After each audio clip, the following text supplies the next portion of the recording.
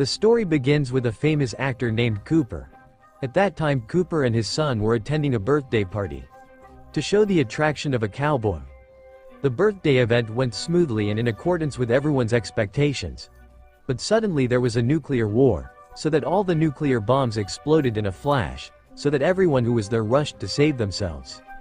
Long story short, 2 centuries later, exactly 219 years later, some of humanity currently lives in giant bunkers. A very active and intelligent woman named Lucy, who is in bunker 33. I want to marry the guy in the bunker next door, to continue the survival of mankind. After being approved by the leaders, then Lucy immediately get ready to wear a wedding dress to get married. Her sister Norm is worried about her brother who is afraid of marrying the wrong person. But even so Lucy still assured her sister that all was well. They finally meet the citizens of bunker 32. And a man named Monty is going to marry Lucy. It was also then that the marriage would be mutually beneficial for both bunkers, because it can work together. It didn't take long before Lucy and Monty became husband and wife. Lucy's father, the leader of bunker 33, says that his daughter's marriage will continue to support humanity, because soon parts of the Earth's surface could not be inhabited because the level of radiation began to decline. After the wedding ceremony, the attitude of the citizens of bunker 32 looks strange, but they didn't care and kept the wedding going. In the middle of the event, Norm intends to enter bunker 32. Instead, he found bunker 32 dead, as well as all the cluttered rooms. At the same time, Lucy realizes that Monty and the rest of bunker 32 are criminals from the surface called raiders. To loot the bunker, Lucy must fight and save herself.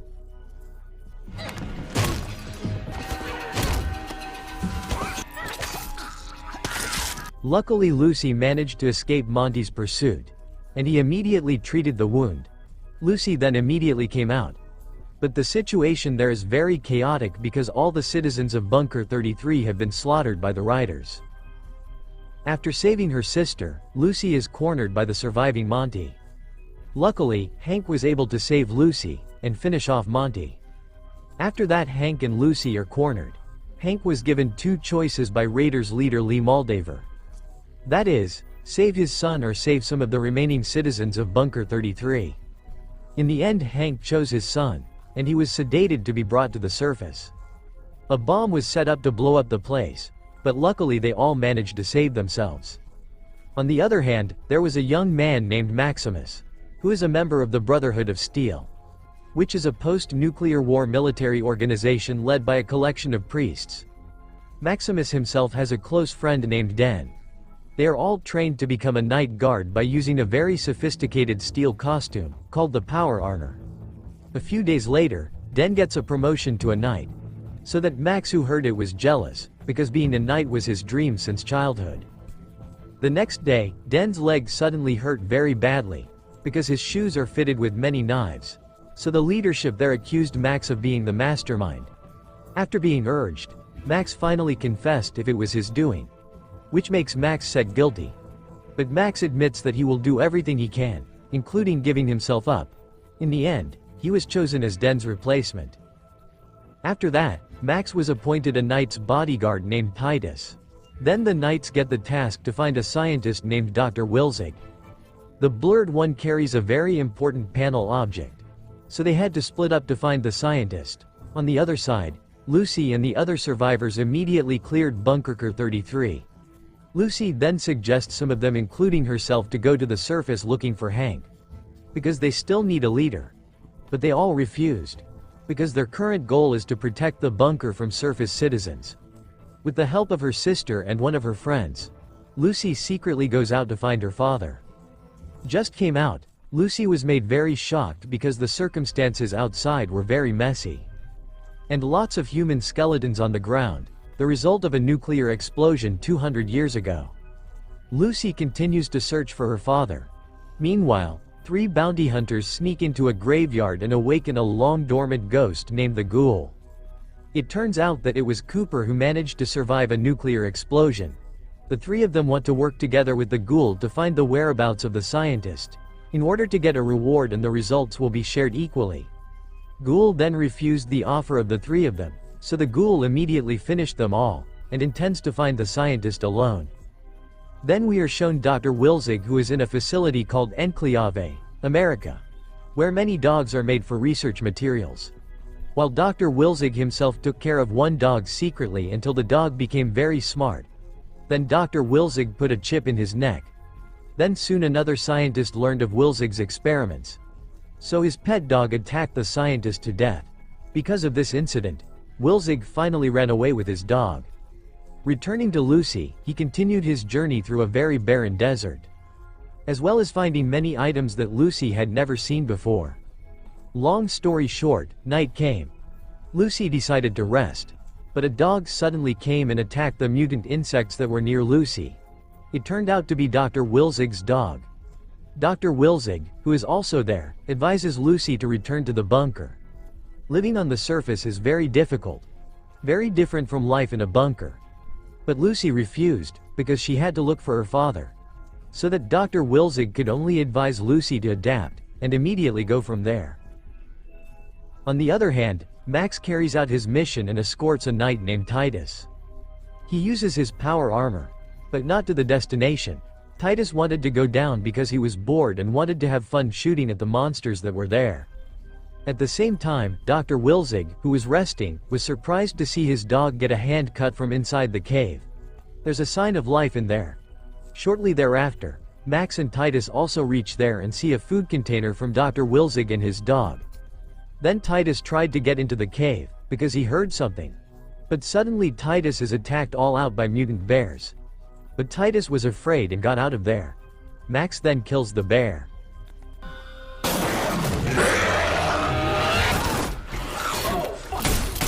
But in a state of injury, Titus instead blamed Maximus and considered Maximus the worst bodyguard, and deserved to be punished. Max, who wanted to help Titus, turned his back on him, and let Titus slowly die from exposure to radiation from the bear. Knowing that his mission to escort Titus has failed, he plans to bring Dr. Wilzig to use his power armor to avoid punishment. After Titus was killed, Max took over his power armor, which made Max very happy, because it was his dream since childhood. After that, Max began to adapt to his new power armor. At the same time, Lucy finally arrives in a town called Philly, which is a very dangerous city. After a long search, Lucy finally found a store that sells a lot of goods.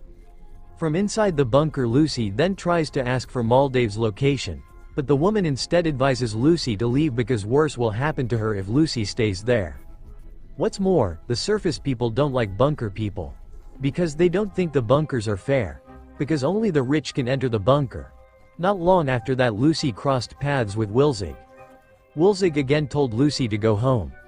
But suddenly the ghouls were there too, and target Wilzig.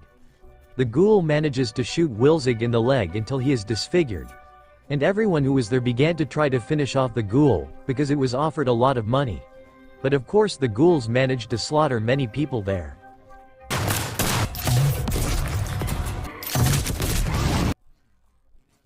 Meanwhile, amidst the chaos, Lucy tries to find information about Moldave. Until finally he heard Dr. Wilzig asking for help because his dog had been killed by a ghoul. Lucy then asks the ghoul to retreat amicably. But the ghoul doesn't care and will shoot Lucy. But luckily, Max was already there. He saved Lucy. Max then asks Lucy to protect Wilzig. He will fight the ghouls himself. Inside, Wilzig is fitted with new legs while Lucy is asked to protect Dr. Wilzig. In return, will be notified of the location of Moldave. Lucy had no choice but to agree. Meanwhile, Max's power armor is successfully damaged by the ghoul. Max ran away from there. After losing Wilzig, the ghoul eventually heals Dr. Wilzig's dog in order to find his trail. Long story short, Dr. Wilzig was no longer strong enough to walk, so he drank a poison to reduce Lucy's burden. Wilzig himself asked Lucy to have her head cut off and brought to Moldave. Because with that, Lucy can change the future and Lucy can get her father back. Soon Wilzig was finally killed, and Lucy had no choice but to take Wilzig's head to Moldave. Long story short, the ghoul found Wilzig's headless body. Meanwhile, Lucy herself was already far ahead while carrying the head of Dr. Wilzig. Not to forget, Lucy also installed a tracker, just in case her head was lost. Meanwhile, Max tries to repair his damaged power armor. He was also contacted by the head office for missed absences. He pretends to be Titus and claims to have killed his bodyguard. Max then destroys the radio because he does not want to be sent a new bodyguard. But after repairing the required items, Max instead meets the raiders who intend to steal his power armor. Max will have to fight him alone. Max finally did it.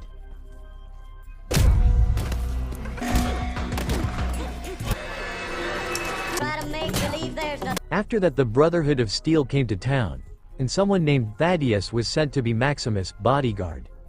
He also gets the news that he must immediately get Wilzig and finish off anyone who gets in his way. On the other hand, Lucy is suddenly attacked by a monster named Gulper. And Gulper managed to take the head of Dr. Wilzig. Lucy, who was confused, was suddenly attacked by a ghoul who was already there. And he confessed that he lost Wilzig's head, but the ghoul is also aware that Gulper has taken it in the bunker. Norm is on trial for helping his brother get out of the bunker. Because it could put the bunker in danger. Because the radiation is still quite bad and could have gone into the bunker. The council eventually gives Norm a new job, delivering food to the raiders' prisoners. Max finally manages to find Wilzig's body, and that way they both have to look for Wilzig's head, which is likely in the hands of the ghoul or Lucy. Returning to Lucy, he is captured by the ghoul and used as bait to lure Gulper in the radiation-filled river. The Gulper came and started attacking them both. But in fact they failed to get Wilzig's head. That way Lucy will inevitably end up being a ghoul prisoner. Meanwhile in the bunker, all citizens began to hold meetings to take further action. For the prisoners' raiders.